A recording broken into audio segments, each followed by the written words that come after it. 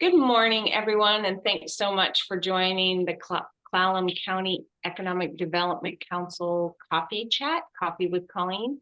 We really appreciate you joining, and we are honored to have our state the Secretary of State, Steve Hobbs, join us this morning to talk to us about what the Secretary of State's office does, and then also a little bit in depth about election security. So a few housekeeping items. I'll be putting you on mute just so we don't inadvertently pick up background noise like puppies barking and that kind of thing. So please don't be offended if I do that. And he has asked that we hold our questions till the end. So with that, Secretary Hobbs, thank you for joining us. Really appreciate your time and the work you and the folks at your office do on behalf of the citizens of the state. So with that, I'll let you take it away. Okay, well, thank you very much, Colleen. And let's just address the elephant in the room. I'm a big nerd. Yes, that is a Captain America shield right there. Also, I have Thor's hammer, and that's a dragon. That's something up there. I'm not going to say what it is. Maybe at the end you can tell me what it is, and then you can earn 200 nerd points, right? You can name the dragon. That's an extra 100 nerd points. If you can name the real name of Thor's hammer, that's another 100 nerd points. Gets you absolutely nothing. Might even get you ridiculed. But in my heart, it makes you a super nerd, and I love that. So what I'm going to do is I'm going to share this screen. I'm going to have my slideshow here. I'm going to run through this, and then we'll have questions at the end. Just make sure, Colleen, you see it, right? Yep, sure do. Looks perfect. Great. Okay. So a little bit about me. I'm your 16th Secretary of State. I'm born and raised here in Washington State. My mom came to this country in 1969, pregnant with me. She didn't know any English. I popped out. She learned English. I learned how to speak by watching Sesame Street. That's how I have my speaking skills, is from Bert and Ernie, Big Bird, all those big characters. I'm the first person of color to be in this office, first Democrat in 60 years. Inslee appointed me in 21. Colleen can tell you the story about that, why he appointed me. And I've spent a good part of my career, actually my life, in the military. I joined at age 17.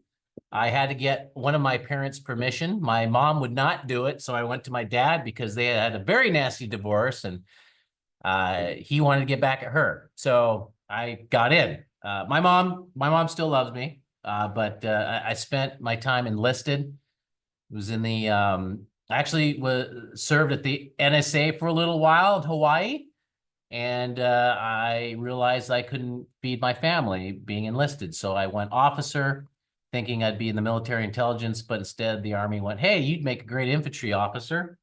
And that's what I did. And I served in Kosovo and Iraq, got out, ran for office, won for state senate, been in elected office ever since.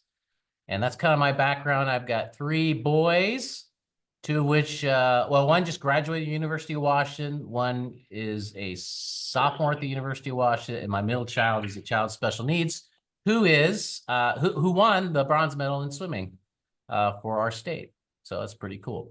All right, enough about me. This is our mission. You can also get this on the website. But let's talk about the original job that I did, or my predecessors did, is way back in 1889. The Secretary of State's position was established. And basically, it was a secretary, literally a secretary. Took notes, filed notes, stored records, and we were the keeper of the Great Seal. So I'm the protector of the Great Seal of Washington. We have it here in my office. Fun fact about the State Seal is that you actually need it to make certain documents official.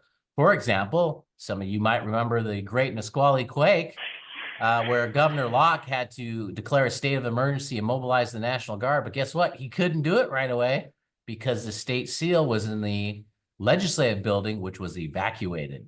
So they had to escort Sam Reed into the building to rescue the seal and to get the documents with the seal so that he could mobilize the National Guard and declare a state of emergency. So I've learned I have to protect the seal. But over the years, the office has grown. And if you go across the United States and check out the other secretaries of state, they're all a little different. In Maine, they have DMV. I'm glad I don't have DMV. That would be a nightmare. So I'm glad I don't have that. In Kansas, they're responsible for cemeteries. I'm glad I don't have that. You know, the whole like dead people voting, right? Right. So that would be a mess, right? So I don't have that. But what I do have is you can see there's some of my main divisions. I have about 350 employees, which fluctuates during election time. So I got archives, corporation, charities, elections, external affairs, information security response, library and operations. And then I got some smaller functions in the office, which are not so big. Let's start with the archives.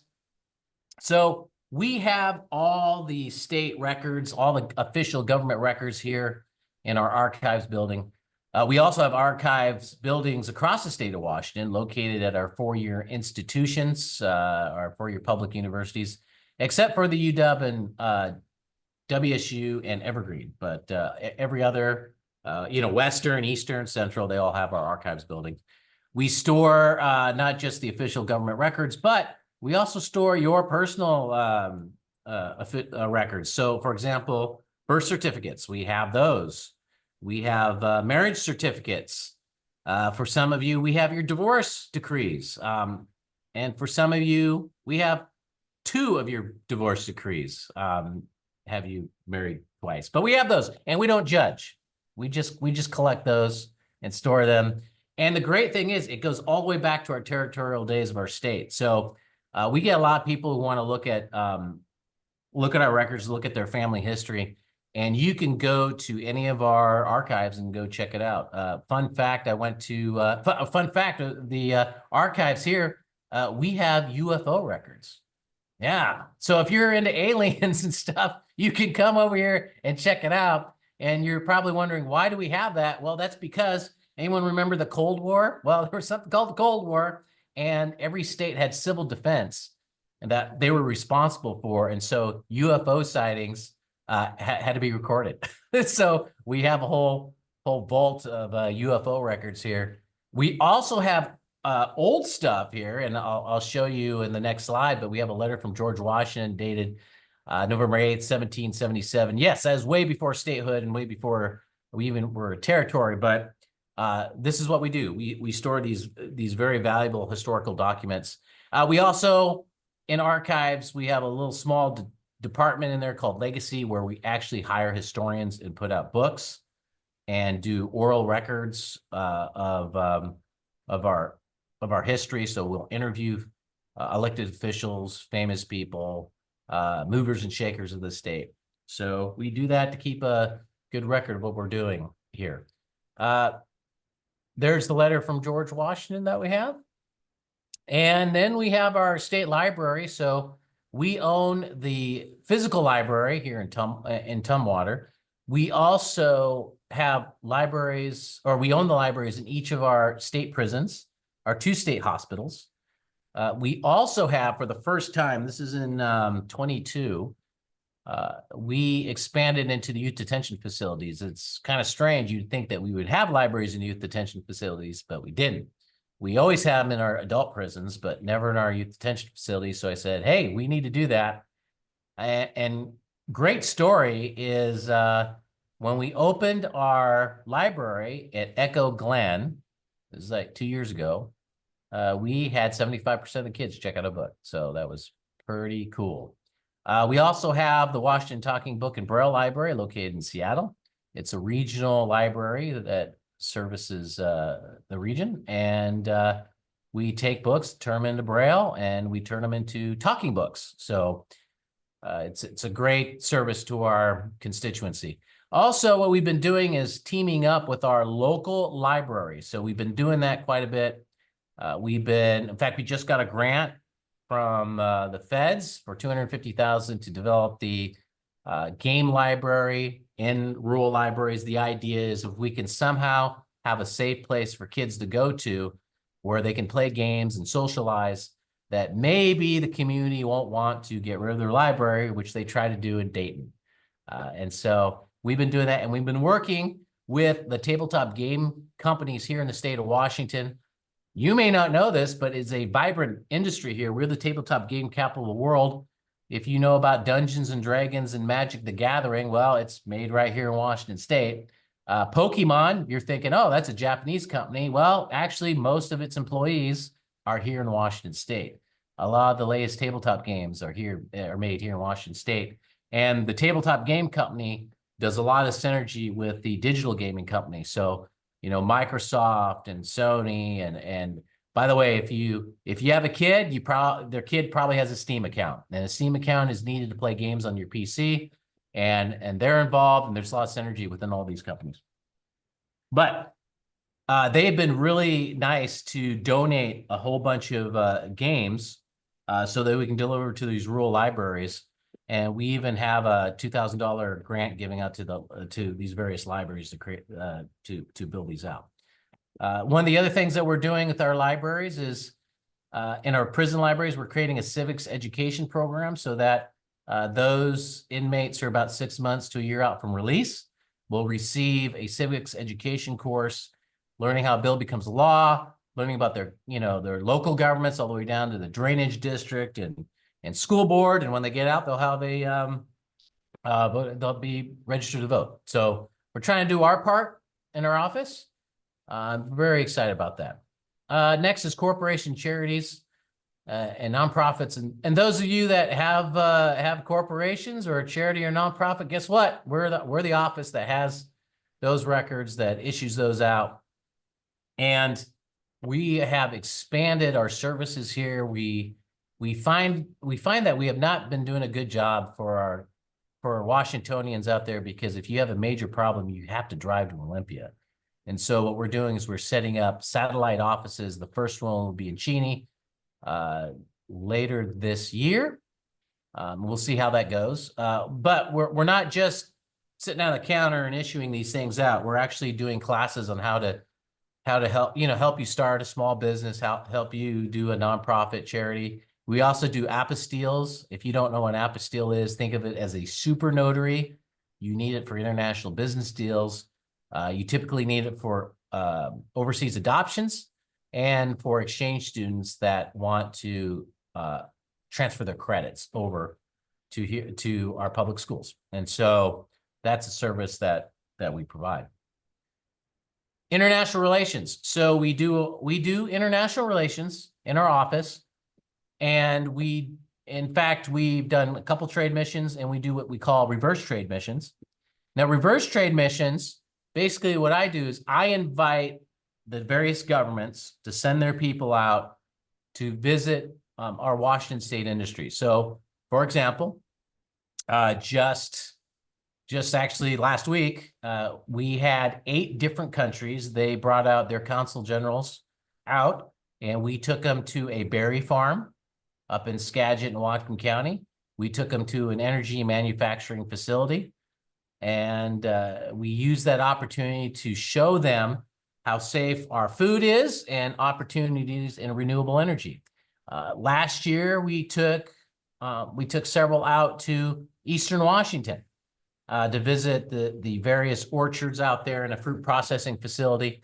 And we try to get things done for our state. For example, Japan, there's the picture of the Japanese Consul General. We're trying to get Japan to lift the frozen blueberry tariff that they have that are somewhat onerous to our blueberry farmers, trying to get that lifted. We also took a delegation out to the tabletop game companies. So Wizards of the Coast, all these small game companies. We took them to, we had them visit Pokemon and Microsoft. And we also have, I think Sony is here. I know it's a Japanese company, but a lot of their game developers are here. So we took them around there, and we let them know about the issues that the EU is having on our packaging material. So a lot of our game developers could not ship or sell their product in Europe because the EU had these very restrictive packaging requirements. And it's not that they couldn't meet them, it's the fact that they passed it so fast and had an implementation date that was so fast that they couldn't convert. So they have product just kind of sitting there. And so that helped in kind of easing that, allowing them to be able to sell the product and then allowing them to catch up with the packaging. Also, we do go overseas. So we went to Japan 2 months ago. We brought some game developers there, and we also talked to the aerospace companies. Our partners, our Japanese partners, are really important for Boeing.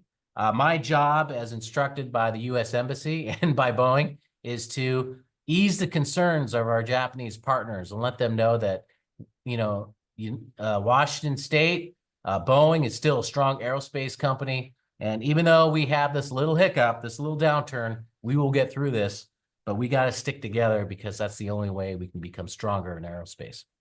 I'm going to get to the elections division. This is the one that gives me the most headache, keeps me up at night. This is the big one, and I'll get back to this a little bit, but just want you to know that it's really the 39 counties that do the elections on the ground. Our job is to do certifications. Our job is to train those workers, to provide support for those workers, to maintain the VoteWa database. We do auditing.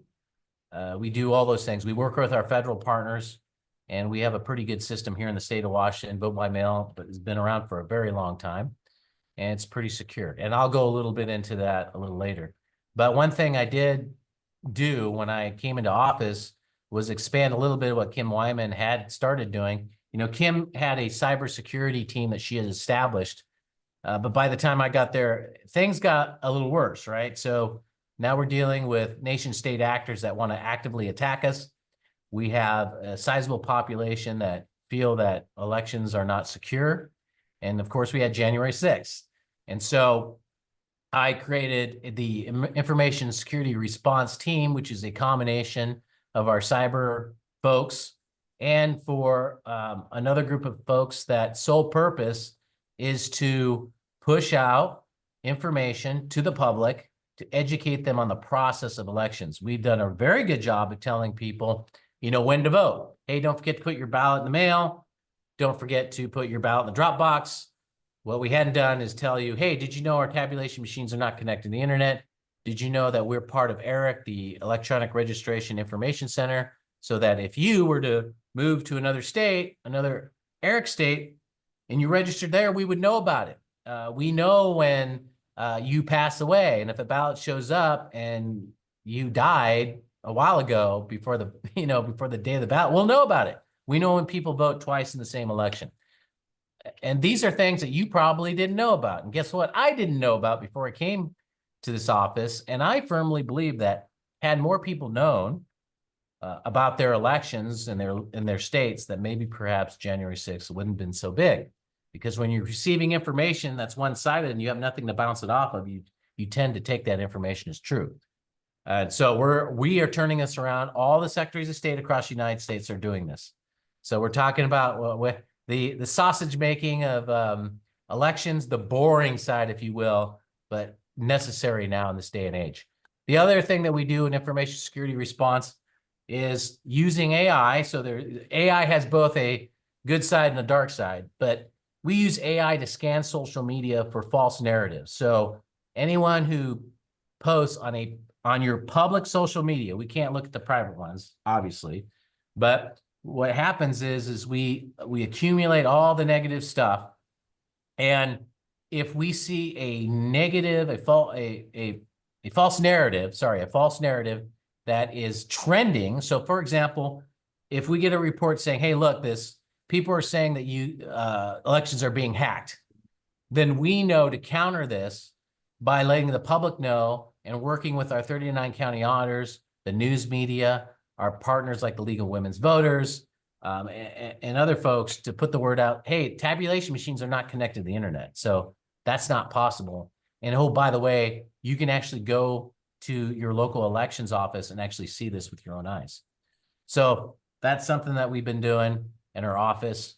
We're doing a lot more with civic engagement. We've expanded the office so we can actually go to communities of color, service communities where English is not their first language, but they are legal. They can legally vote because they're citizens, to try to help them understand our election process here. Additional programs, we've got the address confidentiality program, which basically protects victims of domestic violence from their perpetrators. So you get to hide your address, and we're the one that collects the mail and helps them out, helps these victims out.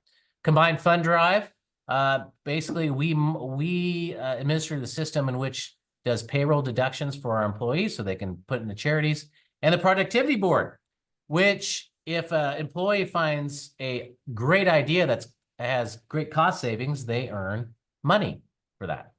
So I'm going to blow past this because that's probably not as exciting as elections. So what I'm going to do, I'm going to talk a little bit back on elections and what we've had to face since I got in here, and then I'll take any questions that you might have. So when I took office, I had an outgoing brief from Secretary Wyman.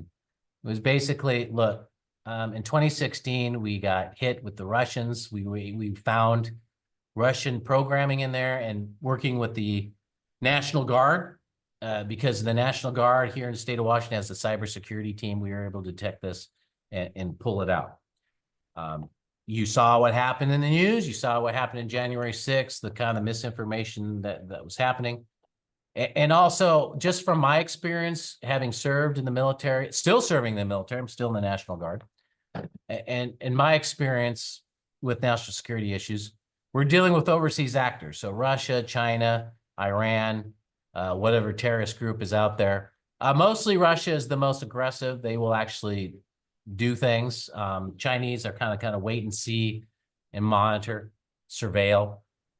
But we have to be cognizant of this. When I took office, it was within just a few weeks where I was notified that there was a misinformation campaign, mis and disinformation campaign being generated in Eastern Washington. And basically, what was happening is this message was, hey, the Albert sensor is tied to George Soros and reads metadata. Now, I'll tell you what an Albert sensor is, because that's what you're probably thinking right now.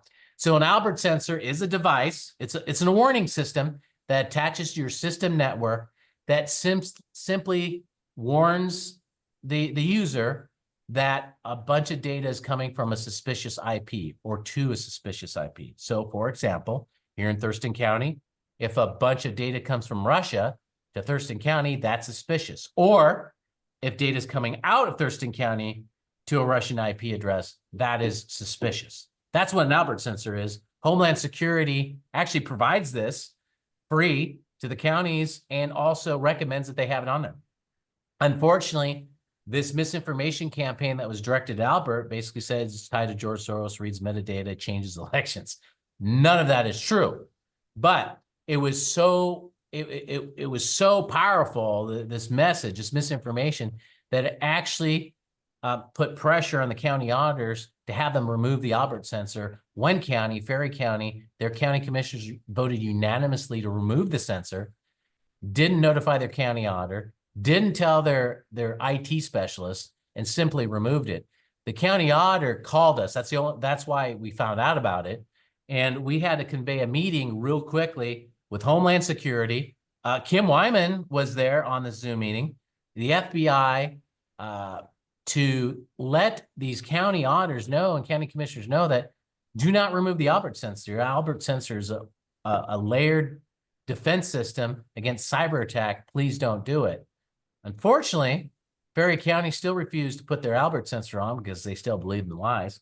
And by the way, I have 2 other counties there in that situation.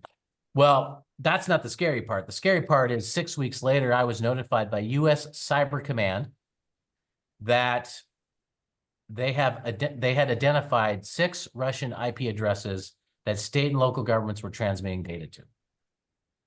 So the threat is very real. Now, luckily, the state wasn't transmitting data to those 6 IP addresses. The counties reported they did not, but then again, they don't have to tell me the truth. I hope they did. And since today, we've had 3 counties that got hit pretty strongly with a cyber attack. And in one case, taking out the county system for about a day, the other for about 100 hours.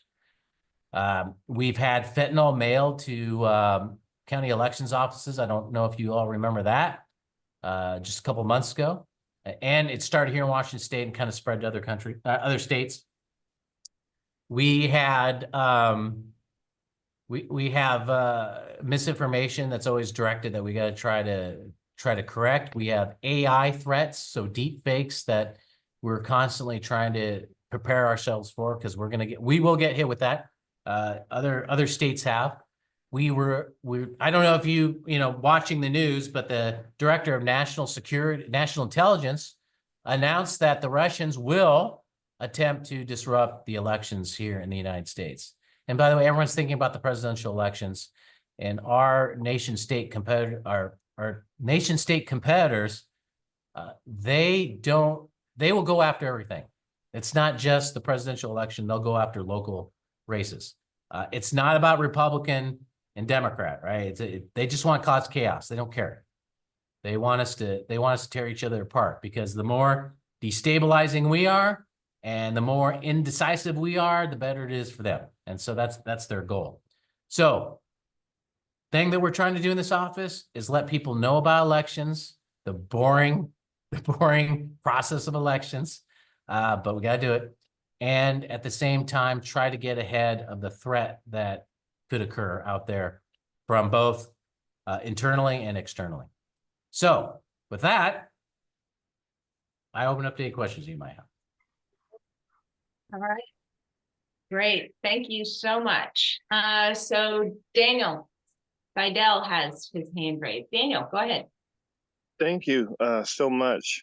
First of all, Colleen, for putting this on, and thank you, Secretary Hobbs, for being here. I saw you at Tabor 100 a couple weeks ago. I would like to know if there is any emphasis or effort trying to connect the dots with OMWBE, the Office of Minority Women Business, and the Secretary of State.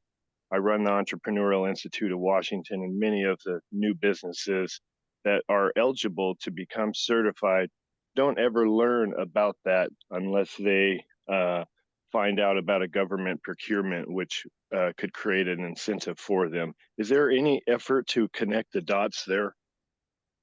Not yet, though we are trying to do more with the office. This office, by the way, I love Kim Wyman, so I don't want you to think I'm faulting her or Sam Reed, but it was necessary for this office to hyper focus on elections for the last couple of years. But now we're trying to do a little bit more with corporations, charities, nonprofits, library, and all that. And so that is something that we've been talking about. It's one of the reasons why we're opening up these satellite offices and actually doing classes about starting a business. But I'd certainly be open to that. But that's a great idea. Thank you. Colleen Robinson, you have your hand raised.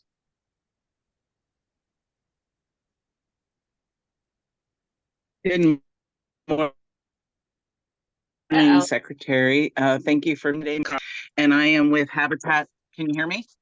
Yep. Yeah, Can you hear me? You're kind of breaking up, but we can hear you. Okay.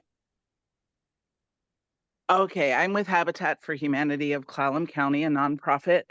And my question is about the Secretary of State website. If anyone has ever expressed to you what a nightmare it is to navigate, and do you have a department that oversees that? Is there someone I can speak with or get in touch with that could help other nonprofits that struggle to get the updates and navigate that website? Yeah, absolutely. You can contact us in the office, and you can have an actual human being talk to you. We can certainly do that. We do have people that maintain the website. We are trying to do an overhaul of the websites. It does cost money, a lot of money, and trying to get that out of the legislature is pretty hard, but we're constantly trying to make this user friendly. Again, it's one of the reasons why we're doing these satellite offices, because you know, a lot of senior centers have a nonprofit that they have to run. A lot of churches have this. And so typically these are volunteers who are senior citizens who have problems navigating the internet.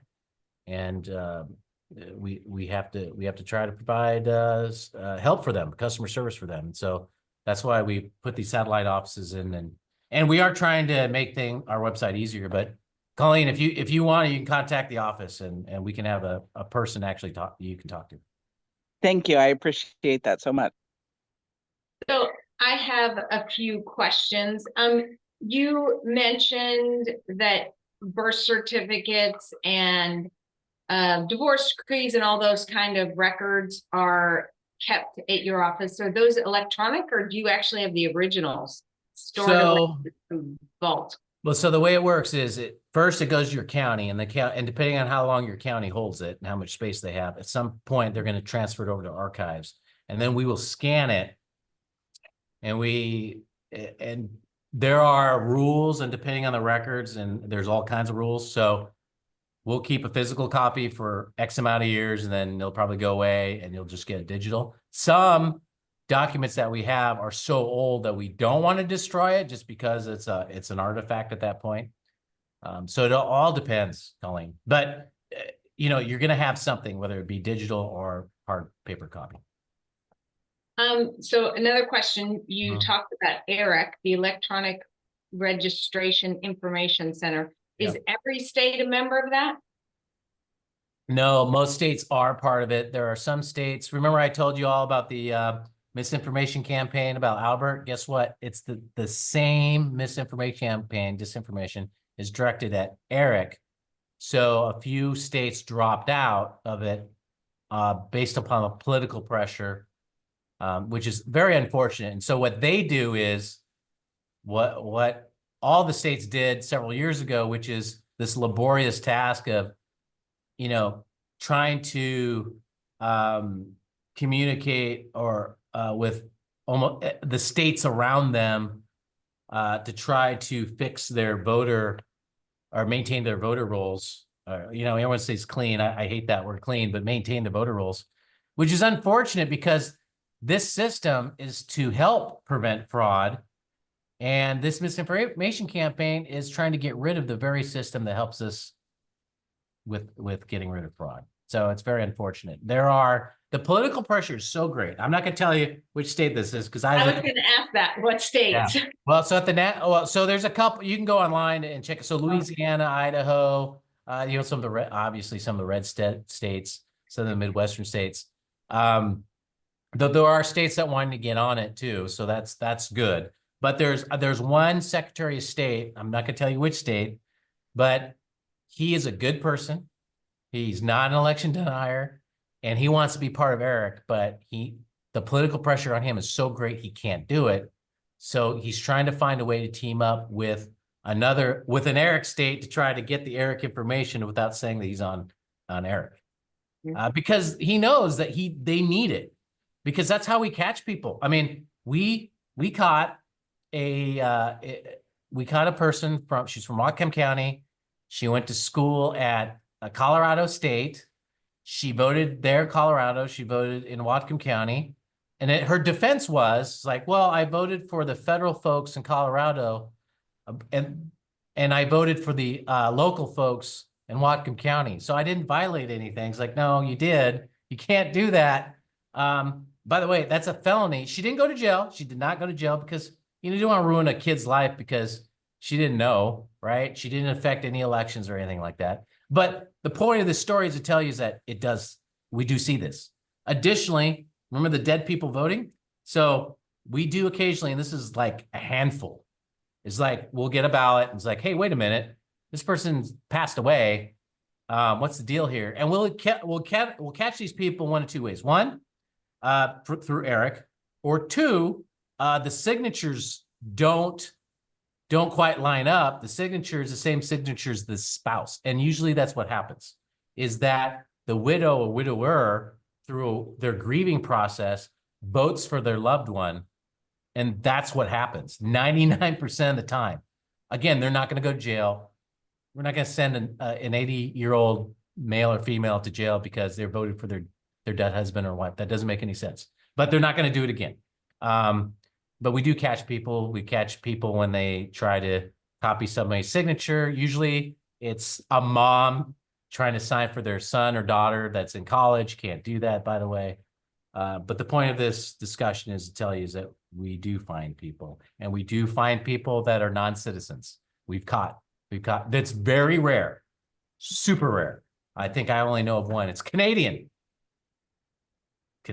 Wow. Okay. Anyway, sorry, I went on. More questions. That's great. Lena, you have a question?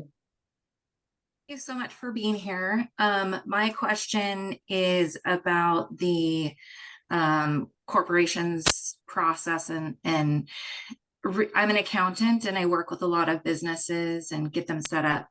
My question is, how closely do you work with Department of Revenue? And one thing I would love to see is some integration between changes in business structure or changes in address or contact information for these businesses. Every single department in the state is separate. So if there's, let's say, a business address change, we got to go to 5 different systems and update it.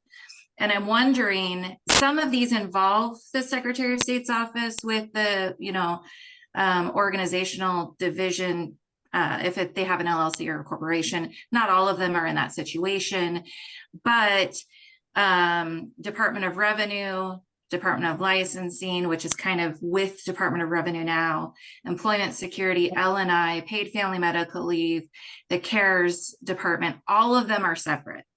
And I would love to see some sort of integration across those departments to make it easier for these types of issues. And, it's ownership structure changes, it's owner changes, it's all of that stuff that I find. And nonprofits is a huge one, because with nonprofits, if the board from 10 years ago is still on file with Employment Security, then it becomes problematic for us to get access to locked services and those things of that nature. I don't know how much knowledge you have on those issues, but I would love to see some sort of movement to integrate those things together. That's Lena, a great point. Oh yeah, Lena, I hear you, because I had a small business, and it's like, you gotta renew them, right, every year. And so it's like, well, I renewed my business license. It's like, and then I get this warning, it's like from the Secretary of State's office. Obviously, I was in Secretary of State at the time. It's like, hey, you got to update your corporation stuff. It's like, what? But I don't understand. I did my license. Why? I get it. That is a big complaint. In fact, when I was a state senator, I tried to run bills to consolidate this, to have some more coordination. And those bills failed. And so I'm still hoping the legislature will get, because it's a legislative fix. I can't do it on my own, unfortunately. And so I would love to see that. What was the pushback? Why did the bills fail? I don't remember. I mean, that was a Well, and I don't know. The other thing that's challenging is there's no, it would be nice, and I get this complaint from my clients all the time too. And when the new paid family medical leave and then the CARES came in, it adds a lot of time for our process when we're doing quarterly payroll taxes, which today's the deadline. So I'm glad I'm on this call, but I should be working on taxes. And it would make the process so much more streamlined if all of those things were integrated, which I know is outside of your authority. But so where would be the best, what would be the best approach to try and, encourage some consolidation of those things? Is it with the legislators? It would definitely be with the legislature to do something like that. Okay, thank you. Yeah. I've thought before that the people that serve on the, small business committee or something like that they all need to have owned a business and hired one person as a small business owner and experienced how amazingly challenging it is. That normally you just have to have help. Rick, you have your hand up? Sort of a follow-on to Lena's comment. So I'm with the Center for Inclusive Entrepreneurship, and I help a lot of folks start small businesses. And I'd say the main mistake I find with people that we weren't involved in their process from the beginning is they go out and they get an LLC at the SOS website, and then they think they have a business license. And I know there's information on your website, but it's so consistent that I'm wondering, is there, and I know this is way below your level, but is there some way to emphasize to folks, you don't have a business yet, you have a corporation, and you still have to go to DOR and get a business license? I guess we could call them, but they're just so many. I mean, we can't really do that. Most of the time, though, if you look at the statistic, most of the time they get it right. But you're right, there's a few that fall through the cracks. And it doesn't matter, because if they get the business license and the corporation's license, what's going to happen is a year later when they have to do renewal, just like what happened to me, is I'm going to go, oh, I'm going to renew my business license. Oh, but I didn't do the corporations because I forgot, I didn't realize, and then I'm gonna get dinged. So we do have to figure out something. We got to consolidate this or figure out an easier way. And all of you have legislators, so please talk to them. I mean, I talk to them. I'm assuming it's going to take a lot of money, because you're talking about combining multiple systems into one system. So, but I think at the over time, it probably will pay off. Yeah. I think I'm just asking for like a little bit more information fix. Congratulations on having an LLC. If you want to have a business, you don't have one yet. You have to go to DOR. Just something that clarifies for folks, because that is the most common mistake I see. Right. So anyway, thank you. One idea on that with that regard is in the welcome letter, just add some language for that. I know when I've been actually working on a couple of these in the last week or so. And when I did I think it was the LLC application, it did give some information. There's a new rule that came into effect this year that requires businesses, like people that have an LLC or a corporation, to go and fill out the ownership information with the federal government. And there was an indication for that. And so maybe in the welcome letter, it could be added that this isn't a business license or something. To do that, go here or something. But I don't know how complicated that would be. Yeah, no, that's a great idea. And probably vice versa with the business letter. You got a business, but you need your corporation's license. In fact, hey, Colleen, I'm suggesting you put on your Coffee with Colleen that you invite my corporation's director, Scott Douglas, on this program. I think that would be a great idea. Okay. Thank you. You hear that, Mitch? He scheduled it for me. So another question I had was, you spoke about the productivity board that awards funds for ideas where it provides more efficiency and people can make up to $10,000. How often is money actually awarded through that process? So it just started. So it was a program that started a long time ago, before I even got to the legislature, and then it stopped during the Great Recession and just started again. So we just started looking at awards. So it hasn't quite happened yet, Colleen, but I know there are a couple of awards coming out soon. Yeah. I think, there's all these lean methods and, I've seen with local government, getting that implemented is really helpful as well. People don't realize how the processes could be so much more efficient. And from a user standpoint, small business owner or a nonprofit or that kind of thing, boy, there's just, because of the siloed approaches of all these agencies, it is just so challenging for the user. It's good to get these ideas from rank and file employees, because they could see it on the ground and they might see savings that we don't see at our level. Yeah. So there were some comments in the chat. One was about ranked choice voting. Can you talk a little bit about that and what are the pros and cons of it?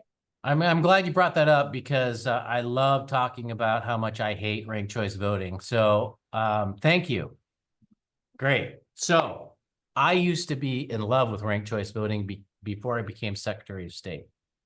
But what ended up happening is when I became Secretary of State, I had to take a step back and go, hey, how does this affect all the voters? So remember, I told you that I'm a son of an Asian immigrant. So my mom came here, she didn't know any English whatsoever. And so I started picturing all of a sudden issuing ballots out to people where English is not their first language, and they're not going to get it, right? Unless they have the proper education or the full grasp of the English language. I also think about my middle son, a child with special needs, who's 22 years old, but guess what? He is a U.S. citizen and he gets to vote. He has a voice. And I think about him because in the case of my mom, there's a lot of people, eligible voters, U.S. citizens, where English is not their first language, and they're going to be disenfranchised by a ranked choice voting system. I was thinking about my son, and there's a lot of him across the United States and here in the state of Washington, and they're going to be disenfranchised. When I sit down with my son, Truman, I have my ballot, I have my voter's guide, and I say, Truman, this is how you vote. You read the voter's guide, you look at the candidates, and you pick the best one. Now, Truman is probably not going to get the full comprehension of the voter's guides. He may not be able to read the whole thing, and he might judge it from just the pictures. I don't know, but I take a good picture, so he votes for me. So he understands you pick one person, the best person, and they get elected, or would not necessarily get elected, but they get voted on. And so ranked choice voting, where you got to rank 1 through 3, 1 through 4, 1 through 5, whatever, really disenfranchises these communities. And in fact, if you look at the New York City mayoral race, white affluent areas, they took full advantage of their ballot. They ranked them 1 through 3, 1 through 4, whatever. Other areas where English is not their first language or communities of color did not take full advantage of it. Now, the advocates will tell you, because someone brought up ranked choice voting, fair vote. Well, fair vote advocates for ranked choice voting. So that's just one side, by the way. So you better look at all the other sides. So they're going to tell you, it's like, oh, no, that's not true.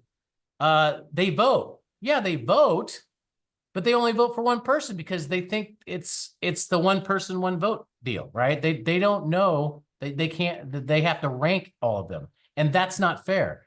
That's not taking the full advantage of your ballot, which you should be able to do, which is why I am no longer in support of it. And on top of that, I'm dealing with massive misinformation and disinformation campaigns, not just from our own people, but from nation state actors. And now you're adding ranked choice voting into the mix. That's a mess. And you're basing ranked choice voting on an algorithm, right? So when you have a close race here in the state of Washington, the rules are very clear. You do counts, right? You either do, if it's really super close, it's a hand recount. Well, that's easy, right? Whoever has the most votes win. But if it's an algorithm, guess what? You got to do these piles, you got to move piles around, you got to do math. It's crazy. It's very hard for small counties. The other thing ranked choice voting does is it turns a civic duty, a 15-minute civic duty, to a half an hour to hour chore, because now you got to rank everything, and people just lose interest. Our system is working. And by the way, I don't even know what ranked choice voting is supposed to solve, because if you're a person that wants to see more people of color and more options out there, what's happening? You just look at our state. We have the most diverse legislative body we've ever had in the history of our state. So see, you got me on ranked choice voting, and I went on my soapbox and I talked about it. I do not like it. We need to take a step back and look at it as how it hurts and disenfranchises communities in our state. Hey, So- Colleen, do you mind if I pop in here? This is Rebecca. I actually work with Colleen. I'm the program director for the Apex Accelerator, a member of Fair Vote. I did not mean to get you in a gotcha. I had no idea you were that opposed to it. I'm just curious, I guess in the comments, I put how much I appreciate that you're trying to turn down the heat in politics. And that is one of the benefits of ranked choice voting. And it does tend to culminate with a more moderate politician in there. And you talked about it being unfair with people not being, non-native speaking Americans and people with disabilities. I'm just curious. You seemed so passionate about it. I'd really like to know. I guess I'm not understanding why you think it's unfair for somebody. Can you not rank your favorite colors? Red, blue, green. How that is different. Well, that's because if you get a ballot and you're not told that it's ranked choice voting, you're not going to be able to do it. That's why when you look at New York, you saw you saw that, right? White affluent areas took full advantage of the ballot. Other areas, not so much. Because we don't even in this state have enough resources to provide voters guide in their native language. We just don't. So it's really, are you saying though that then it's perhaps we're not ready for it because we don't have the money or the resources to properly educate the electorate rather than making the system unfair? Well, there's that, but it's also a lot easier on the counties, on the system. And again, we're dealing with Russia here, right? We're dealing with massive disinformation campaigns to tear this country apart. We don't really need a new election system that doesn't really add any benefit other than add more time and difficulty to an existing system. And so, and again, I was for it. I was for ranked choice voting. But then when I'm trying to work with my son, kid with disabilities, and working with communities of color and people where English is not their first language, it's really tough on them. And it would take a lot of effort. So switching subjects, if we see something that we think is maybe misinformation in social media or something, what is the process as a citizen that we should take to identify whether that's true or not? Is that something that just automatically occurs from your office, or is there some portal or something where we could submit some information? You can contact our office. Also contact your local county auditor, or if you're in King County, your elections director. Contact that office and let them know. What we're trying to do is instill in the population, one of the things, the messages that we're trying to give to people is social media, common sense, right? So pause, take a minute before you share, or I guess you don't retweet anymore, re-X, I don't know, your social media post, because it might be fake. So just take the time, you see something, it's like, okay, well, let me go check 2 news sources. Let me go check Fox. Let me check CNN, right? Let's just see if it's on there or not. The other thing you need to do is, who is this person that I'm seeing, right? Is this a real person? Because there's a lot of bots out there, and there's a lot of AI generated information and people. They're not real people, and they're just there to sow disinformation. So just pause, I would think, and find out who this person is. All right, great. So we have 3 minutes left, and I don't know if anybody got any nerd points from your beginning quiz. I couldn't see the dragon. Oh.